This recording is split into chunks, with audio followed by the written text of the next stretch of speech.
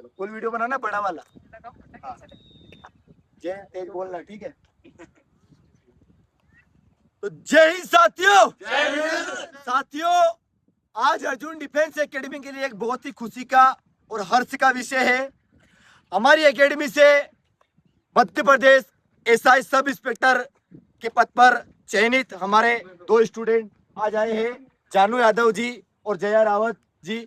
तो दोनों को अर्जुन डिफेंस एकेडमी की ओर से बहुत बहुत बधाई और शुभकामनाएं। एक बार जोरदार तालियों के साथ इनका स्वागत करें। भारत माता की भारत माता की वंदे वंदे। साथियों कहते हैं ना कि मंजिल यूं ही नहीं मिलती, जज्बातों को पिघलाकर लहू में लोहा बनना पड़ता है, तब जाकर तन पर वर्दी सजती है ना।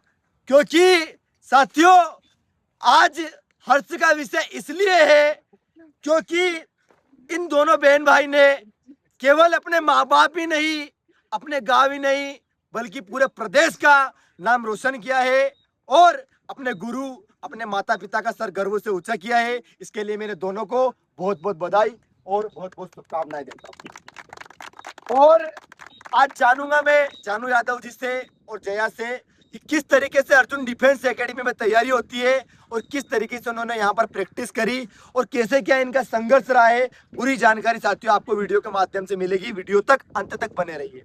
आइए पास में आ जाइए। जानू भैया जो कि एक बहुत ही संघर्षशील इंसान है, बहुत ही संघर्षशील व्यक्तित्व रहा है इनका, मेरे से बड़े हैं एज में, लेकिन यहाँ पर उन्होंने कभी ऐसा एहसास नहीं होने दिया कि सर मैं आपसे बड़ा हूँ। हमेशा रिस्पेक्टफुली बात करी, रिस्पेक्ट से रहे और कंसिस्टेंटली फोकस किया गोल पे और डेली ग्राउंड आए और आज नजरी से साथियों आपके सामने है। जानू भैया क्या कहना चाहोगे आप हमारी एकेडमी के बारे में और कैसा संघर्ष रहा आपका? नमस्कार दोस्तों, मैं जानू यादव। आपको मैं बताने में बहुत हर्ष महसूस कर रहा हूँ। जैसे बोला जाता है ना कि द्वापर में अर्जुन सर्वश्रेष्ठ धनुर्धर था, लेकिन उसके पीछे कारण थे द्रोणाचार्य। उसी तरीके से अगर मैं बोलूँ तो आज के डेट में भाई अर्जुन सर हैं, वो मेरे लिए द्रोणाचार्य हैं। और फिजिकल के लिए मैं ये आप लोगों से गुजारिश करूँगा, मेरी हॉबी रही है एक्सरसाइज करना। और अगर आपके दिल में ये जुनून है भाई कि वर्दी चाहिए, तो याद रखना ये ऐसा इवेंट नहीं है जिसे हम क्या करते हैं कि एग्ज़ाम निकलने के बाद करते हैं। अगर आपको पता है कि आपको इस फील्ड में आना है तो फिजिकल को लेके हमेशा एक्टिव रहो और हो सके तो समय से पहले तैयारी करो। क्योंकि पढ़ाई होती है, आप शॉर्ट नोट्स बना लोगे, वीडियो देख लोगे, मैराथन देख लोगे, कवर कर लोगे, लेकिन फिजिकल के लिए एक टाइम मांगता है।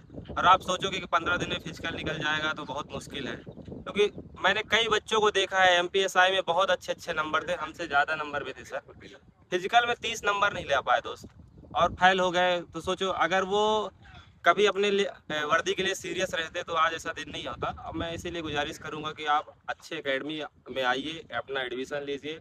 इसके लिए इंदौर में अर्जुन सर की एकेडमी बहुत अच्छी एकेडमी है, मैं इसको बोलने पे बिल्कुल नहीं। मैं आपसे एक सवाल पूछना चाहता हूँ कि एमपीएसआई में 30 नंबर प्लस करना भी एक बहुत बड़ी मुश्किल बात थी बच्चों के लिए, क्योंकि अधिकतर पीएससी वाले बंदे थे। तो आपके कितना रहा है फिजिकल का स्कोर? सर फिजिकल के लिए तो सही बोल रहे हैं आप, बहुत कम समय मिला तो बच्चे अगर एफर्ट ज़्यादा लगा रहे थे तो इंजरी हो जा रहे थे। मैंने वही चीज़ बताया कि ये मैराथन तो थी नहीं कि एक दिन में अच्छे से दौड़ ले तो रनिंग अच्छी हो जाएगी। मेरा स्कोर सर ये रहा कि 69 नंबर का क्या बना बात है, एक बार जोर ताली बजाओ।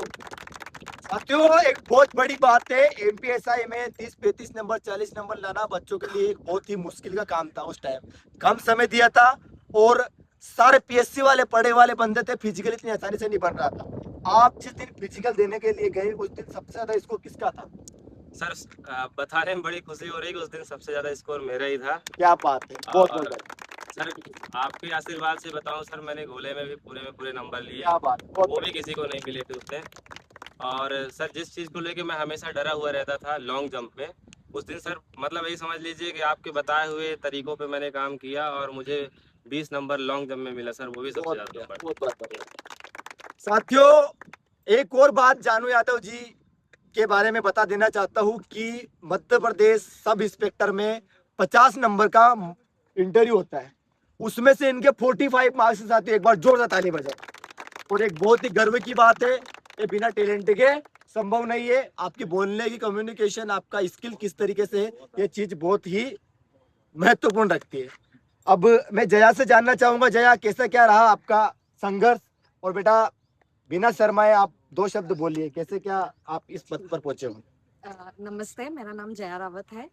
और जैसे कि हम लोग का मेंस एग्जाम के बाद में फिजिकल की डेट बहुत जल्दी आ गई थी, सिर्फ 1 महीने का टाइम था, लेकिन सर के साथ और सर की ट्रेनिंग की वजह से हम लोग ने इतना कर लिया था कि हम लोग क्वालिफाई हो गए और आज इस पद पे हैं। एक बार जोरदार ताली बजाओ बहन को। खुश हो आप?